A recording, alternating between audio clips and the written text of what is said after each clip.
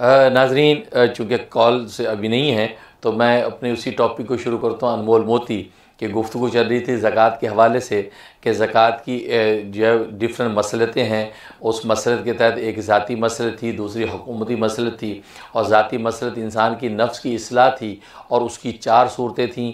पहली सूरत ये कि इंसान का जो है वो बुखल का जो है मर्ज़ है वो दूर हो जाता है, दूसरे कि उसके इंसान का नफ्स संवर जाता है, और तीसरी जो है सूरत ये थी कि इंसान के अंदर तरहम पैदा होता है, रहमदिली पैदा होती है। इसलिए कि जब अपने जैसे दूसरे इंसानों को तकलीफ़ में देखता है, दुख में देखता है, परेशानी में देखता है, तो इसका दिल पसीजता है, इसका दिल जब दुखता है, उसकी तरफ मुतवज्जो होता है, तो उसके गमखार बनना चाहता है, तो फिर अपने माल के ज़रिए उसकी मदद करता है। तो ये इसका दिल जो है उसके अंदर ख़ास किस्म का तरहम और रहमदिली पैदा होना शुरू हो जाती है, और दिल का जो है नरम हो जाना, रहमदिल हो जाना।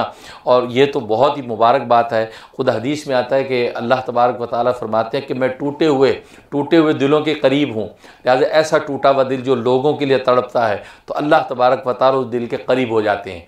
तो ज़कात का एक बहुत बड़ा नफ़ा ये होता है कि इंसान का दिल रहमदिल बन जाता है, नरम हो जाता है, और दूसरों के लिए दूसरों का दर्द इस दिल में पैदा हो जाता है।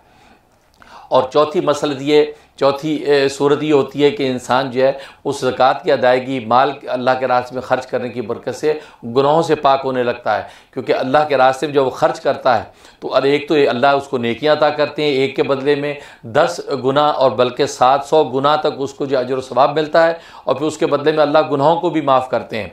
हर जो है इन्फाक के बदले में उसके गुनाह माफ़ होते हैं। तो गोया कि ये ज़ाती मसलत है कि इंसान का नफ्स संवरता है और उसकी 4 सूरतें हैं। और दूसरी जो मसलत है वो हुकूमती मसलत है। इसलिए कि आप जानते हैं कि जब माल जो है ख़र्च किया जाता है तो हुकूमत को भी चूँकि हुकूमत चलाने के लिए माल की ज़रूरत पेश आती है।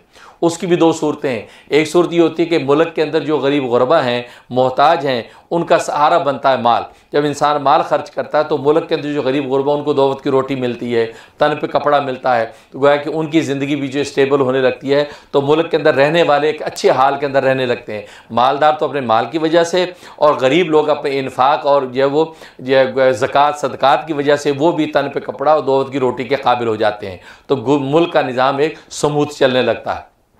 तो ये जो एक नफ़ा होता है। और दूसरा ये कि ख़ुद हुकूमत को हुकूमत चलाने के लिए, हुकूमत के स्टाफ और अमले के लिए, उनकी किफ़ालत के लिए माल की ज़रूरत पेश आती है। इसलिए कि हुकूमत पर बुनियादी तौर पर 2 ज़िम्मेदारियाँ होती हैं।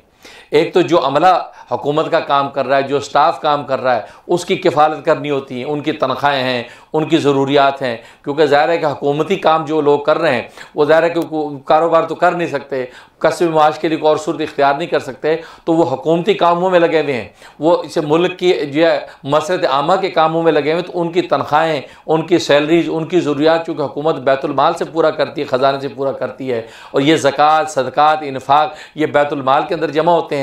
तो जो हुकूमत के कारिंदे होते हैं उनकी गोया कि इस तरीके से किफ़ालत होती है, और फिर वो तवज्जो से हुकूमत के काम करते हैं। एक तो ये, और दूसरा हुकूमत के ज़िम्मे रिफ़ाए आम के काम होते हैं। पुलें बनवा रहे हैं, सड़कें बनवा रहे हैं, इमारतें बनवा रहे हैं, स्कूल कॉलेज यूनिवर्सिटियाँ कायम हो रही हैं। तो गोया कि मसलत आमा के जितने काम होते हैं रिफ़ाए आम के, वो हुकूमतों को करने पड़ते हैं, या उसके लिए भी माल की ज़रूरत पेश आती है।